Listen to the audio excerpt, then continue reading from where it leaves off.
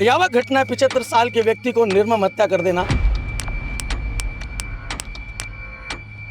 उसके गला काट के हत्या कर दी गई है और निर्दोष आदमी था, बिल्कुल सीधा साधा आदमी था।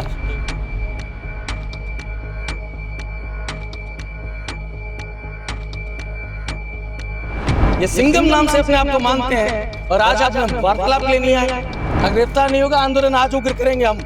बीकानेर से एक दिल दहला देने वाली खबर सामने आई है, जहां चौकीदार के रूप में कार्य कर रहे एक व्यक्ति की निर्मम हत्या कर दी है, चाकू गोद कर उनकी हत्या कर दी है।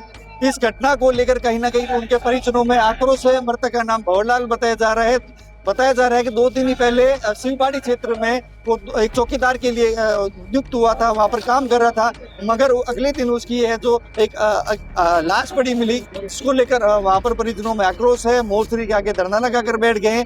कहीं ना कहीं जो परिजन है आर्थिक मुआवजे के साथ साथ उसको आरोपी को गिरफ्तार करने की मांग कर रहे हैं। सबसे बड़ी बात यह घटना तब होती है जब राजस्थान के मुखिया डीजीपी है जो क्राइम की मीटिंग ले रहते हैं, तमाम अधिकारी मौजूद होते हैं और ऐसी घटना कहीं ना कहीं जो पुलिस प्रशासन है उस पर सवाल उठ रहा है। हमारे साथ उनके मौजूद है, कुछ लोग मौजूद है, उनसे पूछते हैं क्या नाम है आपका, क्या घटनाक्रम है पूरा? मेरो साहब भाई हो और बिल्कुल ही बेरोजगार हो, फिर घराली आंखें स्वांधी है और एक बीरो लड़को है जो कैंसर पीड़ित है, बीरो ट्रीटमेंट चल है, 20 कहीं मतलब निजात नहीं मिल रही है, तो वो मजबूरन क्या है कि मतलब और कुछ भी से काम होता नहीं, ईंट भाटा उठाता नहीं है, तो वो चौकीदारी की मजदूरी करने लाग्यो। तो एक दिन पहले लाग्यो, दूसरे दिन क्या हुआ कि मतलब घर पर नहीं पहुंचा, तो मेरी भाभी ने पोते को या पड़ोस वालों को बच्चों को लेके जोया कि क्यों नहीं आया। आगे उनका पोता गया तो वो ऐसा हादसा देखा, वो घबरा गया। फिर वो घर दूसरे बच्चे ने या किसी को फ़ोन किया, तब जाके क्या मतलब वो ये बात सामने आई। फिर धीरे धीरे पूरे गांव में सबको पता पड़ गया और गांव हमारा बहुत दुखी है ये चीज़ से। क्या चाहते हैं? मैं तो ये चाहता हूँ कि उसकी आदत को देखते हुए जितनी सरकार देवे कम से कम 1 करोड़ तो कम से कम होना ही चाहिए। और भी कैंसर पीड़ित है तो उसको नौकरी मिल जाए तो वो अपना इलाज करा सके, बच्चों का, अपनी माँ का पेट भर सके, अन्यथा उसके पास कोई सहारा नहीं। कोई सहारा नहीं। हमारे साथ और भी लोग मौजूद है। क्या नाम है सर आपका? मेरा नाम चंद्र प्रकाश है। क्या लगता नहीं भजनलाल सरकार कहती है लोग शुरू चुकते हैं, कोई दिक्कत वाली बात नहीं है, डीजीपी के मुखिया राजस्थान में हो रही है, ऐसी घटना होती है, कहीं ना कहीं सरकार और पुलिस पर सबसे सवाल नहीं उठता है? सर सवाल जरूर उठता है, सभी जानते हैं इस चीज़ को। आज 2 दिन हो गए और किसी प्रकार की कोई त्वरित कार्रवाई होनी चाहिए, वो आज तक गिरफ्तारी नहीं हो पाई है और आगे होगी, हमें संभावना नहीं लगती। क्या है पूरा क्या घटनाक्रम उसके गला काट के हत्या कर दी गई है और निर्दोष आदमी था, बिल्कुल सीधा साधा आदमी था। 73 साल उम्र थी और 73 साल उम्र होने के बावजूद वो मजदूरी कर रहा था, चौकीदारी का काम कर रहा था और चौकीदारी करने के दौरान 2 दिन पहले काम में लगा था और उसका गला रेत कर हत्या कर दी गई। चाकुओं से गला रेत कर हत्या, निर्मम हत्या, खून से लथपथ बिस्तर पड़े थे। फिर यहाँ आए और प्रशासन से मांग करी कि भी आप इसको शॉर्ट आउट करें। प्रशासन से मांग कर रहे हैं। विनोद जी, क्या लगता है पूरा घटना आपके इलाके में हुआ है, आपके पार्षद है, आपके इलाके में घटना हुआ है, क्या लगता है क्या कौन है, अब क्या मांग कर रहे हैं? पुलिस ने क्या आश्वासन दिया है? क्या पुलिस प्रशासन से बात हुई आपकी? पुलिस 2 दिन से ही कह रही है जांच चल रही है, अभी कोई गिरफ्तारी नहीं हुई है। अभी भी आप मैडम के सामने मैडम सामने ये बात चल रही है। हम चाहते हैं जितने जल्द से जल्द वो हत्यारा अरेस्ट करे जाए और इस परिवार को तत्काल क्या रिलीफ दी जाए, मकान मालिक के द्वारा इसको दिया जाए।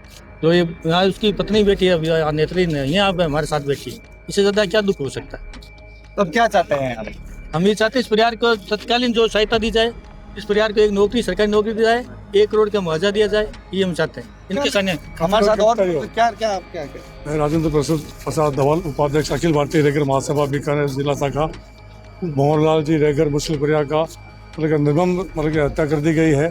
इसमें हम क्या है कि सभी समाज के लोग ये चाहते हैं कि इनके कातिलों को जल्दी से जल्दी गिरफ्तार किया जाए और इनके परिवार को 1 करोड़ की राजकीय सहायता दी जाए और एक पुत्र को सरकारी नौकरी दी जाए ताकि घर का लालन पालन भी किया जा सके। यह धरना जारी रहेगा जब तक आरोपी गिरफ्तार नहीं होती? बिल्कुल यही है, बिल्कुल यही है। मैं कह रहा हूँ कि जिस तरह से अभी नए एसपी की नियुक्ति है, नई कलेक्टर की नियुक्ति है, फटा पोस्टर निकला, हीरो सिंघम जैसा प्रचार कर रहे हैं और उनके आते हैं इस प्रकार की 75 साल के निर्मम व्यक्ति। मैं नौजवान या मेरी बहन माताएं क्या उनसे उम्मीद रखें। और इतना लिपापोती पुलिस कर रही है इस समय।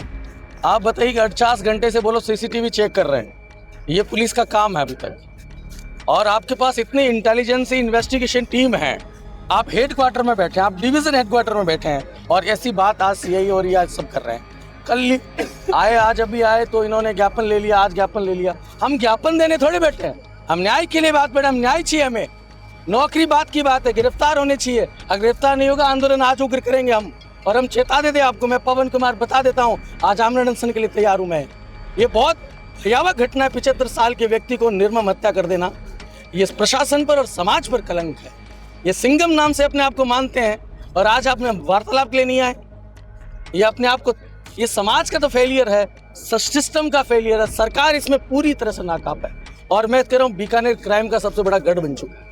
अगर ये समस्या का समाधान ही नहीं होता है तो हम आज अब बैठ के सब मिलके इस पर आगे की विचार करेंगे। हालांकि जब तक आरोपी की गिरफ्तार नहीं होती है, कहीं ना कहीं लोगों में आक्रोश है कि जब तक आरोपी की गिरफ्तार नहीं होगी तब तक हम सबका पोस्टमार्टम नहीं करेंगे और ना ही सबको लेंगे। कहीं ना कहीं जो लगातार जिले में आपराधिक घटनाएं हो रही है, नए एसपी भी ज्वाइन किए।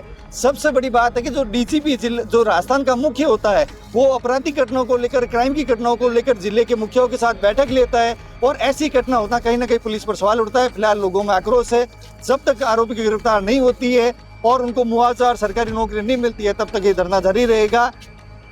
कैमरा सहयोगी राजेश संघानी के साथ आनंद आचार्य, पॉलिटिकल पंचायत, बीकानेर।